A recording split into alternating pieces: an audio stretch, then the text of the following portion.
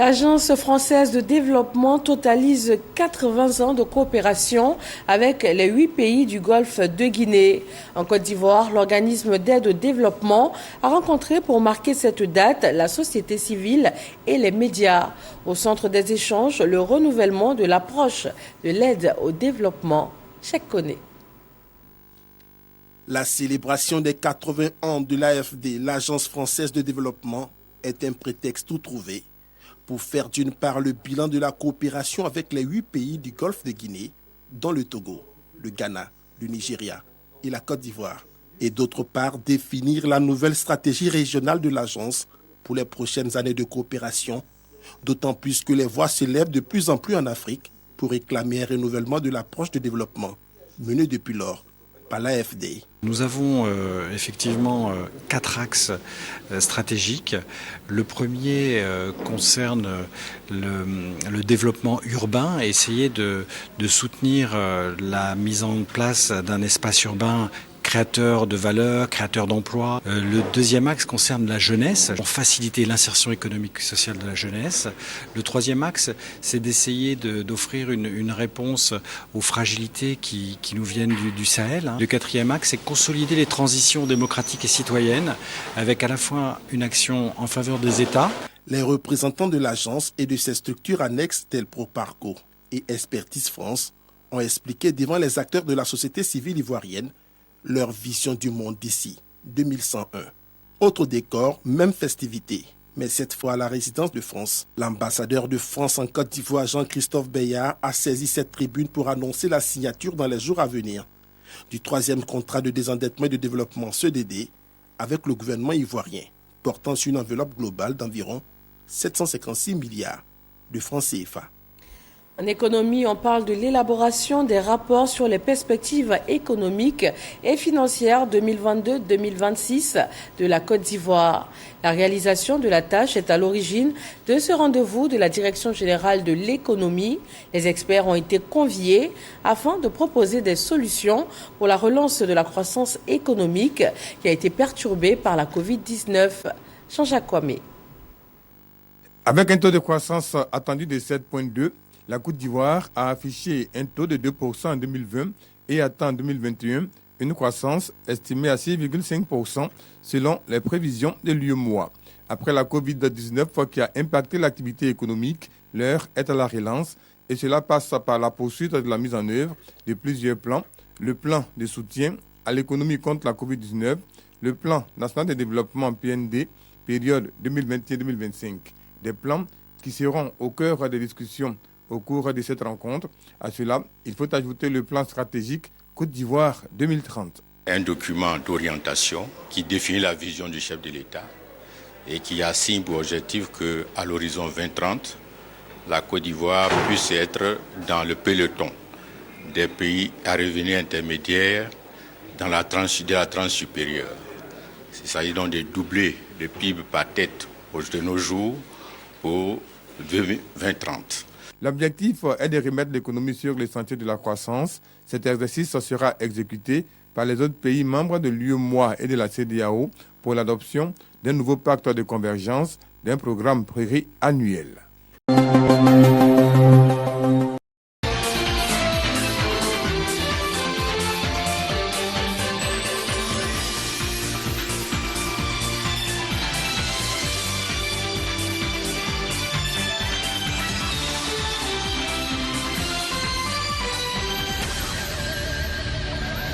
Retenez que le président de la République, chef de l'État Mohamed Bazoum, a présidé ce matin la réunion avec les ministres en charge de l'éducation et de la formation. Ces rencontres périodiques ont pour objectif de mûrir les réflexions pour redonner à l'école nigérienne ses lettres de noblesse. Nadia Maman, Ousmane Sani Abdou. Bâtir un système éducatif puissant a toujours été un défi à relever pour le président de la République depuis son accession à la magistrature suprême.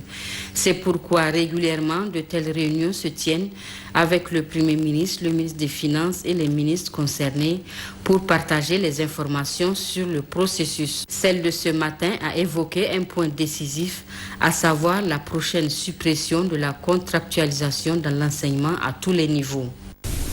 Nous sommes aujourd'hui sortis extrêmement satisfaits, les ministères en charge de l'éducation, parce que de grandes orientations vont être bientôt faites, des décisions importantes vont être prises pour améliorer la qualité de l'enseignement dans le sens de recrutement de certaines catégories d'enseignants, mais également dans le sens de permettre à beaucoup de jeunes Nigériens d'avoir de l'emploi. Le gouvernement le fera en temps opportun. Il y aura sûrement une communication qui va être faite. Mais d'ores et déjà, nous sommes allés sur l'objectif suivant. À terme, nous allons mettre fin à la contractualisation dans l'enseignement, que ce soit dans l'enseignement général ou l'enseignement technique et professionnel. Et nous allons utiliser pendant un certain temps les appelés de service civique qui vont être en majorité dédiés à l'enseignement. Et nous allons former, déjà les dossiers sont ouverts dans les écoles normales, des élèves maîtres qui vont entrer avec le nouveau bac, ce ne serait plus le nouveau brevet. Et je peux vous dire déjà que l'engouement est grand au sein de ces directions régionales pour les dépôts de dossiers des bacheliers qui sont prêts à aller embrasser le métier d'enseignant. C'est une grande satisfaction pour nous et je pense que c'est un devoir de répondre à l'appel du président de la République de dire que les ressources humaines valorisent toutes les autres ressources. Mohamed Zaidan a aussi évoqué d'autres points comme la nécessaire formation des enseignants.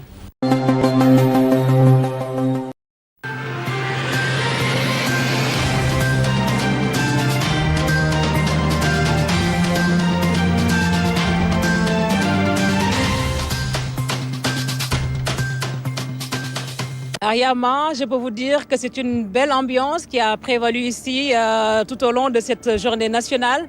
Le Sénégal a réussi à orienter les regards sur lui. Nous voyons le déroulement de cette journée avec Abdoulaye Sinkare. C'est tôt le matin que la journée du Sénégal a débuté à Al-Wasl Plaza. Bien aménagée, la Dôme se prépare à accueillir la cérémonie de lancement. Les habits traditionnels sont de sortie, les drapelés aussi. Des femmes vêtues de boubou et parées d'atours se préparent à souhaiter la bienvenue à l'hôte du jour. C'est le moment où on expose aussi les attraits touristiques du Sénégal. D'abord son visage culturel à travers les habits traditionnels que nous avons, les stylistes que nous avons, mais également ces divers paysages que nous avons, ces diverses activités de loisirs que nous avons également partout au Sénégal, que ce soit dans le domaine de l'écotourisme, que ce soit dans le domaine du balnéaire, que ce soit dans les secteurs niches comme la chasse, la pêche, l'ornithologie, etc. Le président Macky Sall n'est pas venu seul. En plus de quelques membres du gouvernement et de responsables de structures étatiques, il est accompagné d'acteurs économiques, mais aussi culturels. Des gens capables de vendre l'image du Sénégal ou même qui portent déjà haut le flambeau. En face des officiels émiratis pour réserver au président de la République l'accueil dû à son rang. Après les hymnes nationaux et quelques communications, les artistes se relaient pour égayer l'assistance avec des sonorités qui invitent au voyage et à la découverte. Chanter devant toutes ces autorités, chanter devant le président, ça a été quelque chose d'assez énorme. Et voilà, ça témoigne encore une fois la beauté de la culture sénégalaise. Voilà, je pense comme tout le monde, un endroit, un lieu d'échange. Et voilà, donc pour nous aussi, étant des acteurs culturels, je pense qu'on a notre place pour venir vendre la culture, vendre la destination sénégalaise. L'ouverture a été truquée par la culture.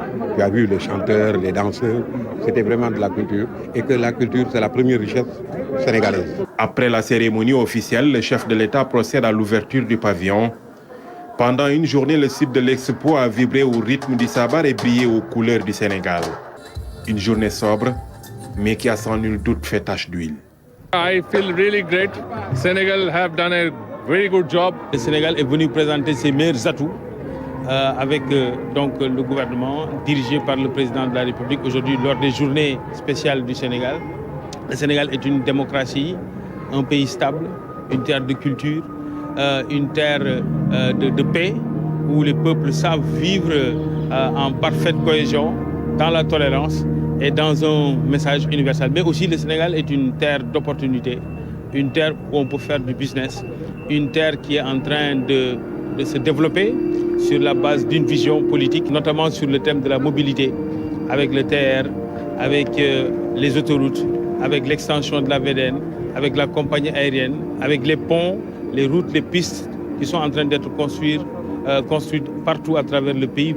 C'est une journée marathon qui s'est poursuivie dans l'après-midi avec un forum économique.